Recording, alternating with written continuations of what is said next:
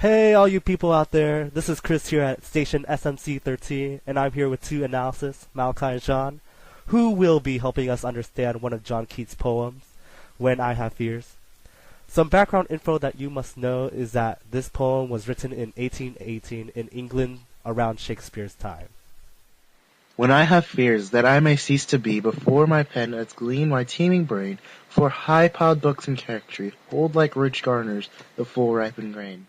When I behold upon the night-starred face huge cloudy symbols of a high romance, and think that I may never live to trace their shadows with the magic hand of chance.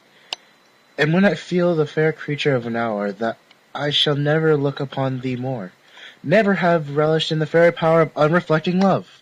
Then on the shore of the wide world I stand alone, and think till love and fame to nothingness do sink. There are some interesting words that Keats uses in his poem. Would you care to explain the vocabulary that he uses? Yeah, sure. Keats uses many words to truly explain what he's trying to say. For example, the word gleaned means bit by bit, and gardeners means a storage or supply of anything. Then finally, full ripened grained means to have full potential of something. I see. Can you also explain the poem's structure and the syntax that John Keats uses in the poem? Well, for syntax, Keats uses enjambment so that the lines flow together and is not choppy. He also uses an iambic pentameter in a Shakespearean sonnet, as you can see here. In lines 1 through 4, Keats' goal is to be successful in his career, reaching his full potential. Then, in line 5 to 11, he seeks to love someone that he could be compatible with. However, he is unsure he could find someone that meets his needs. And then, from lines 12 to 14, it shows that even though he can love someone, that same feeling would never be returned, which would make him give up and lead into a life of depression. Also, there's a shift beginning with line 12. Now that the explanation of the structure is explained, let's move on to the analysis portion of the poem. So Malachi, how would you explain who is the speaker, audience, and what is the situation from the poem? Well, Chris, the speaker in this case is John Keats. He's narrating his own life. In the sense that he makes the audience that it could be anyone that has experienced the same feeling that he has where he's alone, he doesn't know if he'll reach his full capacity before he dies. However, we also think that there's a chance that it may be just for his lover, that he's writing this maybe in hopes of that she will fall in love with him. The situation in that sense, will, as I said before, is that he wants to reach his full capacity, in his case, in the poem, in writing and in love, that he can become one of the best writers in the world has ever known, and in love, that he will meet his lover.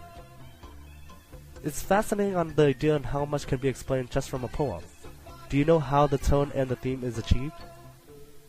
We decided that the tone is a melancholy tone, almost as if he is sad that he has not yet reached these things in writing and in love, yet he aspires to be the best that he can be, and reach his full potential in that time. Well, the central purpose is that Keats is trying to solve his problems with love and his career, trying to figure out what's gone wrong with his life. But the central being of the poem is that life is short, and that you should always just try to strive to reach your full potential.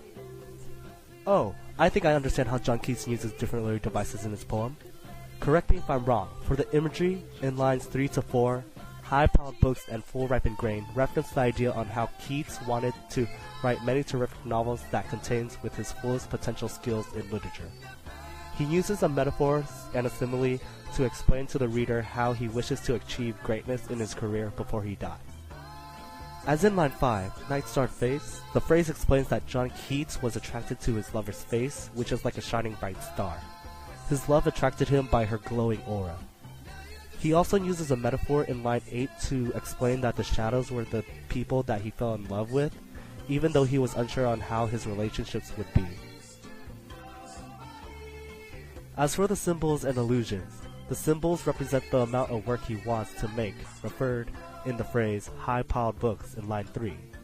The type of work he wants to make with his fullest potential is expressed in the phrase hold like rich garners and the full ripened grain in line 4.